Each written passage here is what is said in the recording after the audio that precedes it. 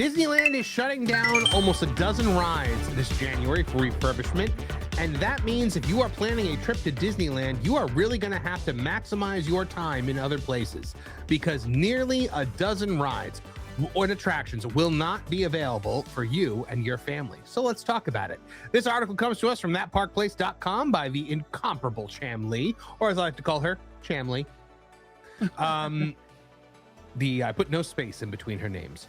Disneyland Resort has scheduled a series of 11 ride closures and maintenance projects for January 2026 as part of its annual refurbishment period. The updates affect attractions at both Disneyland Park and Disney's California Adventure. Each closure coincides with the traditional post-holiday maintenance window that follows high-volume winter travel. So, Vash, is this really a thing at Disneyland? Like every January, they close a whole bunch of stuff?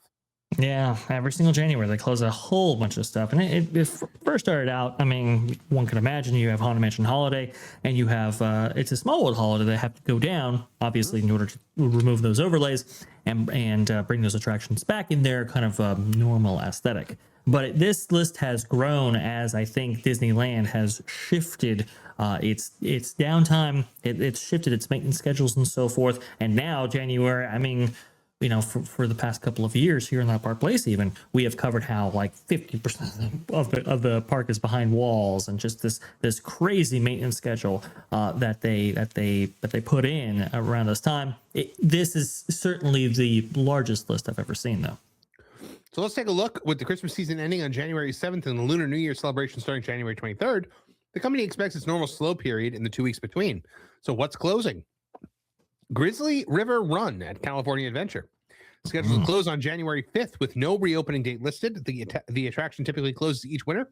For seasonal maintenance during colder weather, work generally focuses on ride vehicles, water systems, and structural components that are harder to access during the peak season. So, Vash, what can you tell us about Grizzly River Run?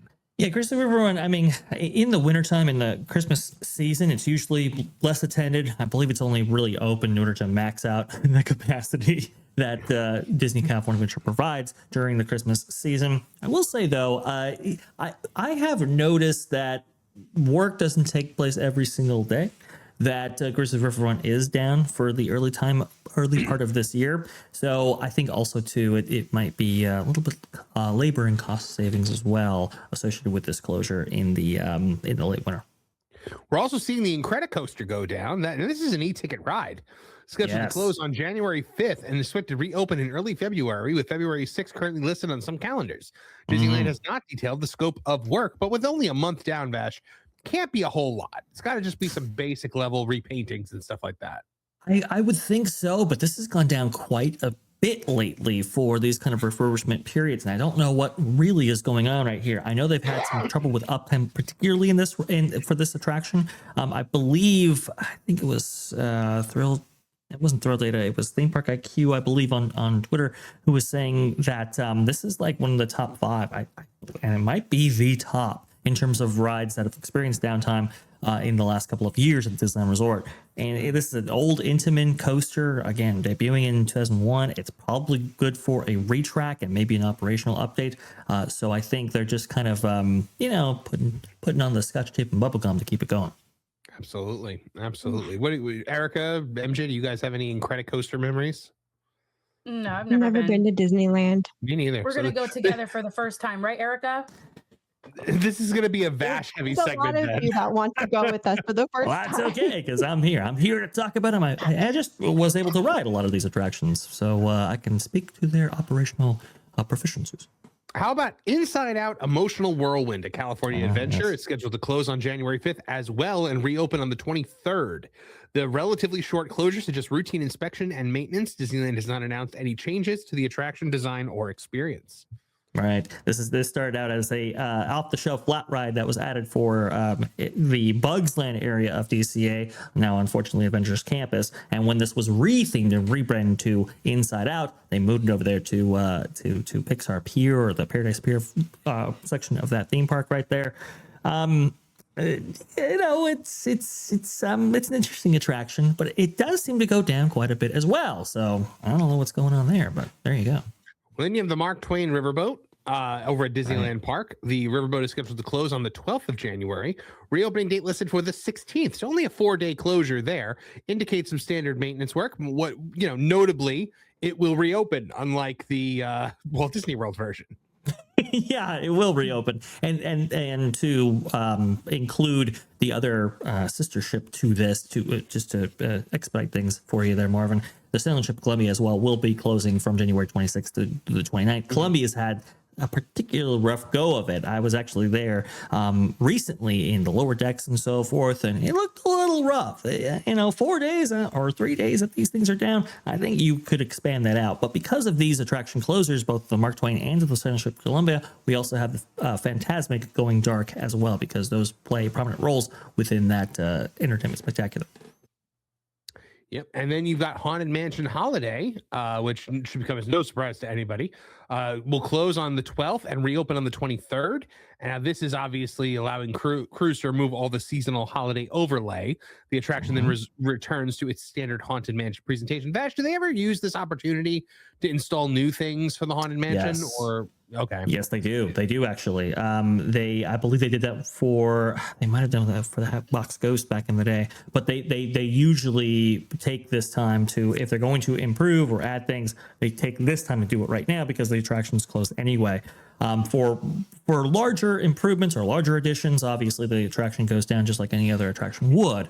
But you can usually see, at least back in the day, not so much nowadays, but you can usually see maintenance kind of sneak something new in there. So it's always great to see these attractions come back from refurb, no matter what the occasion. Absolutely.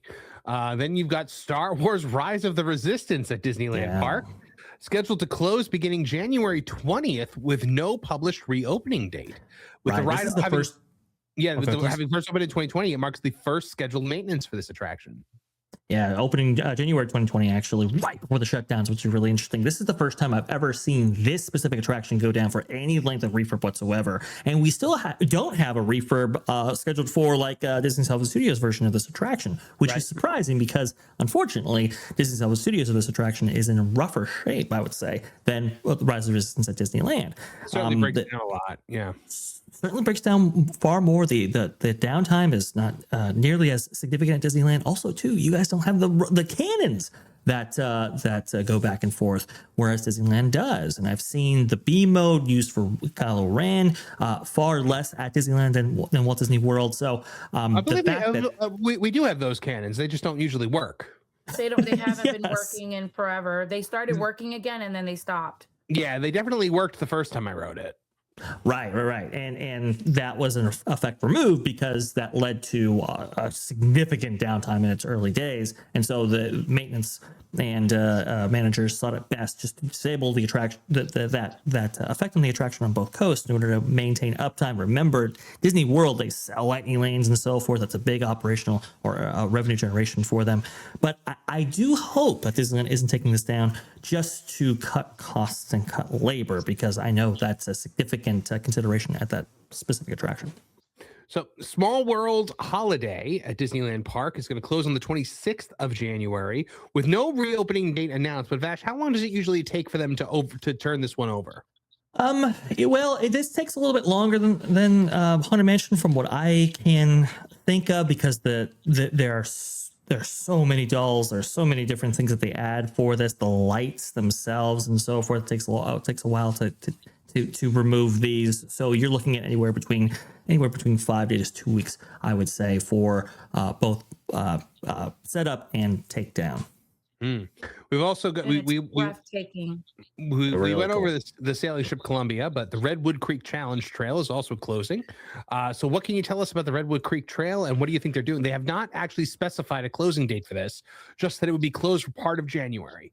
Yeah, so Redwood Creek Challenge Trail has kind of become an impromptu, like, multi-events space for Disney in recent years. So we have the what is that called? For Oogie Boogie Bash, there's a walkthrough experience in which they set up Villains Grove, yes, for that area. So they put in effects and they obviously take them down, and then they transform that into the holidays, in which they have a Santa meet and greet and so forth. So I think some of that is related to the holidays and the additional enhancements that they bring to the area. But also too, this is a playground, so that requires constant maintenance, and it's right within view of the Grand Californian, so it has to be looking at its best.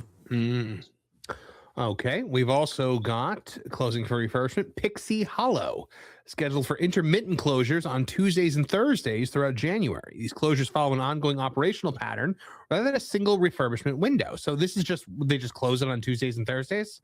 Yeah, I mean, it's essentially, but Pixie Hollow has been particularly frustrating to the people who are most connected to Disneyland, because they had initially on the refurbishment calendar, I think it was like a month or 2 months or something like that, and then they kept extending it, then they kept extending it, then they kept extending it, and now it's finally open. But there's a section of that attraction in which there's like kind of a light show feature, and it buttresses up right against the hub of Disneyland.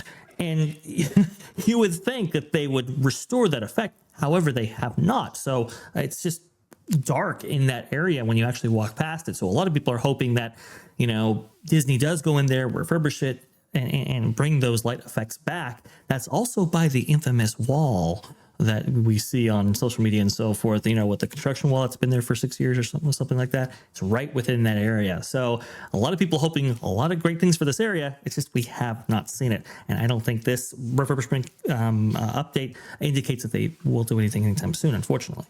The current close dates for it are January 1st, 6th, 8th, 13th, 15th, 20th, 22nd, 27th, and 29th.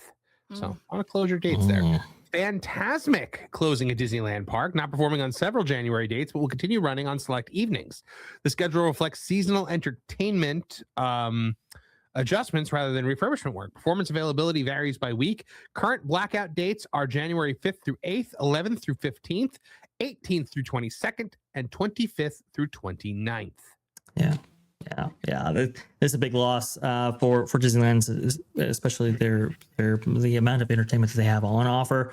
It wasn't so uncommon to have Phantasmic go down in various parts of the year, but it's always unfortunate to see. I'm actually glad this is going down, because it's in rough shape, Marvin. I mean, pyro not going off. You've got, I don't know, B, C, D, F mode for a dragonless final climactic scene there with Maleficent and so forth. It's just been in really bad shape. This needs all the attention in the world that it can possibly get. And that dragon, I've heard it is delayed. Maybe more updates on that in future coverage. Interesting. Did you guys hear about the Phantasmic show in Hollywood Studios? They had 3 shows this month at night. 3 shows. Just 3? Like Just for the whole month? No. Like they had 3 3 nighttime shows during the month of December on various nights. They had it at like 6:30, and then they had it at like 8 or 9 or something like that. Like, so they're doing Phantasmic 3 times a night, is what you're saying? Yeah, in select days in December. I don't know about January, but I was like mind blown. I was like, whoa, that's cool. I mean, back in the day, Disneyland actually used to do three performances per night, because the attendance was just that high. And so that is a way for operations managers to get just a little bit more attendance per day out of their parks, but also to provide something for that increased attendance at various areas and various times. In the recent era, that's been very, very rare, because Disney has kind of capped attendance. But it apparently happened in Hollywood Studios. Very interesting. When Phantasmic reopened after the lockdowns, it's not the same without Pocahontas. I miss it. I'm kidding. I hated that Pocahontas segment. It was the absolute worst. Kids in the audience were like, who the heck is that? I am a kid in the audience. I love Pocahontas. I always thought it was inferior to the Peter Pan Columbia segment in Disneyland. So. Big time. Though I do like the Mulan segment that they've added in. True. Not bad. A little known fact, it was actually the staff fighting scenes in that new Phantasmic was actually choreographed by the Kung Fu Sifu, who was actually used as the body model for Mulan when she was a teenager. Wow. She operates Kung Fu Temple out of Orlando, Florida, and they went to her to actually do that. So it's pretty neat. Cool. Very cool. Okay, so guys, here's the thing. A lot of these are not huge deals, I think, right? Pixie Hollow, seasonal operation. Phantasmic's a pretty big blow. You got if you go at a time though when Rise of the Resistance, Haunted Mansion, It's a Small World, and Incredicoaster are not working. What does that do to your Disneyland experience? It definitely limits it for sure. I mean, those are some of the biggest attractions on resort property right there. Rise of Resistance is so big that they sell individual or single pass lane for that particular attraction, right? So if you want to bypass the line there, that's a special $25 or $29 that you have to spend in order to bypass that line. It is a huge draw. People rope drop, Marvin. When they rope drop Disneyland, they usually run all the way towards Rise of Resistance because it's so big. Even in an attraction stacked park such as Disneyland, so to not have Rise is a huge blow. And I think this is why Disneyland has brought out these kind of these special Costco or I should say these special locals tickets right now. I mean, you can get in for as cheap as like $68 a day if you buy through AAA and so forth. And people are wondering like, oh, that's a great deal, buy in. And I'm saying no, because they're trying to make up for the operational losses that they will have initiated with these massive shutdowns, these closures. They're trying to get people in there, and that's why they're selling discount tickets. You just brought up a good point. The numbers are so low for Magic Kingdom, and I kept forgetting, oh yeah, they have that special ticket for the 3 parks minus Magic Kingdom, and that's going to be going through the end of April over here in on the East Coast. So I'm wondering maybe that could be the reason why Magic Kingdom's numbers are so low, because they're pushing people to get the 3-park ticket for the other parks. So I don't know. I'm just Vash, you just like a light bulb went off when you said that. I was like, oh, wait a minute. Yeah. I mean, Disney will specifically try to push people in certain directions, right? They will through their ticket offers will try to they'll try to have you maybe prioritize Epcot over Magic Kingdom or something, or maybe just not include Magic Kingdom entirely. Disneyland has a similar way that they work in this regard. I will say, if you're going to Disneyland Resort, it is really worth it just to wait it just a little bit until at least Rise comes back, because I think without Rise, that really significantly alters your Disney day and your Disney experience if you're going for the first time. Now, if you're not, hey, maybe take advantage of the low crowds. That might be pretty cool too. But we have Paint the Night coming back, which is going to be very, very interesting. I think Phantasmic might be in better shape than it has been, so that's very, very good. But if you go, just know that your Disneyland experience will be significantly reduced. Thanks for watching That Park Plays News. For more information, consider checking out www.thatparkplace.com. And don't forget to subscribe, share, like, and send this out on your favorite social media accounts.